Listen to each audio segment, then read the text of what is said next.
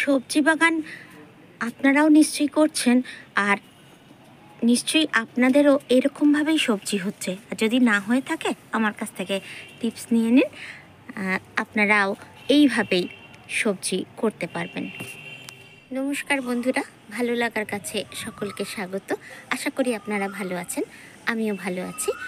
আর ভালো আছি বলেই আমি আজকে আবার চলে এসেছি আপনাদের কাছে আমার বাগানের কুমড়ো গাছটা তো বলাই বাহুল্য, পালা মেলে চারিদিকে একদম ভর্তি হয়ে গেছে। আর আমার যে লঙ্কা গাছগুলো আমি কাকা স্প্রে করেছিলাম, সেই লঙ্কা গাছগুলোতে ভর্তি হয়ে লঙ্কা হয়েছে। আর কুমড়ো গাছে দেখুন কুমড়োও কিন্তু ধরেছে, আর লঙ্কা গাছগুলোও কিন্তু লঙ্কা ধরেছে। আর প্রত্যেকটা লঙ্কা গাছের গ্রোথ দেখুন যথেষ্টই ভালো। আর সেই ফুল থেকে কিন্তু কুমড়োর বড়া খেতে ভীষণ ভালো লাগে। যে সবজি আমি 2 সপ্তাহ আগে লাগিয়েছিলাম, সেই সবজিগুলোর আপডেট আমি দেবও বলেছিলাম, আর না দিয়েও আমি পারলাম না। দেখুন, যে টমেটো গাছগুলো আমি লাগিয়েছিলাম আর আপনাদের বলেছিলাম কম জায়গায় সব রকম সবজি কিভাবে আপনারা করবেন, সেইটাই দেখানোর জন্য আজকের আবার চলে এসেছি। টমেটো কিন্তু আমার ধরে গেছে 2 সপ্তাহের মধ্যে। বিশ্বাস করুন বন্ধুরা, আমি কোনো রকম সার প্রয়োগ করিনি, আমি শুধু কীটনাশক দিয়েছিলাম। কীটনাশক দেবো সেটাও আমি আপনাদের 2 সপ্তাহ আগে বলে দিয়েছি। আমার ডেসক্রিপশানে বা এন্ড স্ক্রিনে থাকবে, আপনারা সেই ভিডিওটি দেখতে পারেন। আমি বলেই দিয়েছিলাম যে আমি কাকা স্প্রে করব, লঙ্কা গাছের পাতা আমার কুঁকড়ে গেছে। তো সব সবজি গাছেই আমি কাকা স্প্রে করে দিয়েছিলাম। তো আমার টমেটো কিভাবে ধরে গেছে দেখুন 2 সপ্তাহের মধ্যে। গাছের গ্রোথ দেখে আপনারা নিশ্চয়ই বুঝতে পাচ্ছেন যে ওইভাবে বসালেও সবজি কিন্তু ভীষণভাবে ভালো হয়। আর এটাই কিন্তু অর্গানিক পদ্ধতি। তার কারণ হচ্ছে কোনো রকম ফার্টিলাইজার ছাড়াই সবজি হচ্ছে। আর পোকার ওষুধ সেটা তো আমাদের দিতেই হবে, কারণ যাদের বাগানে পোকা আসে না সেরকম বিরল বাগান কিন্তু খুব কম। পোকা কিন্তু সব বাগানেই আসে, এবং পোকার ওষুধ না দিলে আমরা কিন্তু গাছ বাঁচাতে পারবো না। তাই জন্য যতটা সম্ভব কম হলেও আমাদের পোকার ওষুধ দিতেই হবে। বেগুন গাছেও দেখুন ভীষণভাবে ছোট্ট গাছ, কিন্তু সেই গাছে কিন্তু ফুল এসে গেছে।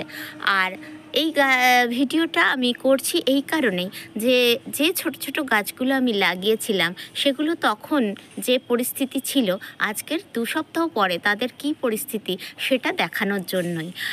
আমার নোটে শাক কিন্তু তুলে নেওয়ার সময় হয়ে গেছে, আমি তুলিনি আপনাদের দেখাবো বলেই এইবারে এই সাদা নোটে শাকগুলোকে আমার তুলে নিতে হবে, কারণ ওদের দানা হয়ে গেছে। আর এই দানাগুলো দেখুন, এই যে ঝরে ঝরে পড়ছে, এই দানাগুলো থেকেই কিন্তু আবার নোটে শাক আপনা আপনি হয়ে যাবে, আমার আর কিন্তু আলাদা করে বসাতে লাগবে না। তো এর মধ্যে দেখুন টমেটো হয়েছে, বেগুন হয়েছে, নোটে শাক হয়েছে, ধনে পাতাও ভর্তি হয়ে গেছে, এবং ধনে পাতা প্রচুর তোলা হয়েছে, প্রচুর। আমি সবাইকে দিয়েওছি ধনে পাতা। এবার দেখাই শশা গাছটা। শশা গাছের কিন্তু শশা ফলতে শুরু করেছে, সেটা আপনারা দেখতেই পাচ্ছেন। দেখাচ্ছি যে এই 2 সপ্তাহের মধ্যেই কিন্তু সমস্ত কিছুই হয়েছে। এতে কিন্তু আমি কোনো রকম কিচ্ছুই প্রয়োগ করিনি। তো শশা গাছগুলো হয়েছে, এবং তার সাথে নোটে শাকে ভর্তি হয়ে গেছে, সেইগুলো ফাঁকা করব, এবং নোটে শাকগুলো ফাঁকা করে আমি এবারে ওই ফাঁকা জায়গাগুলোতে লাল নোটে দিয়ে দেবো। তাতে হবে কি, আমার আবার সেই জায়গা কিন্তু ফুলফিল হয়ে যাবে, আমার জায়গার কিন্তু কোনো রকম ফাঁক থাকবে না। আর আমি বারবারই আপনাদের বলছি যে কম জায়গায় কম উপকরণে আপনারা গাছ বসান, তাতে আপনাদের গাছ কিন্তু খারাপ হবে না, ভালোই হবে। উচ্ছে গাছগুলোও কিন্তু আস্তে আস্তে বড় হচ্ছে, তবে এদের গ্রোথটা একটু কম।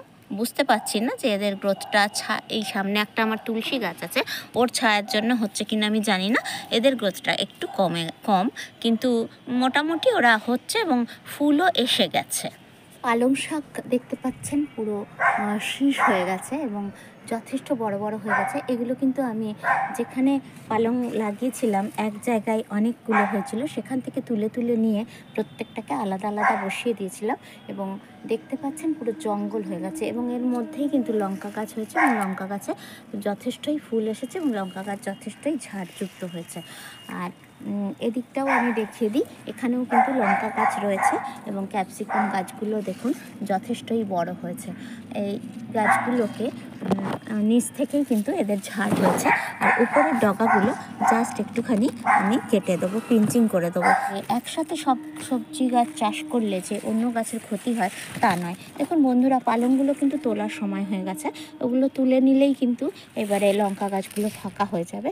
এবারে সেখানে আমি অন্য গাছ দিলাম, যেমন নোটে, এগুলো আমি দিতেই পারি। বড় গাছ ঢ্যাঁড়স ঢ্যাঁড়স এগুলো দিলে দেওয়া যায়। তো সেই জন্য যে অন্য গাছ থাকলে তার সাথে যে আরেকটা গাছ হবে না তা নয়, জায়গাটাকে ইউটিলাইজ সবসময় করতে হবে। আর আমাদের যেহেতু জায়গা কম, সেই জন্য আমরা সবসময় চেষ্টা করব যে অল্প জায়গার মধ্যে বেশি গাছ করার।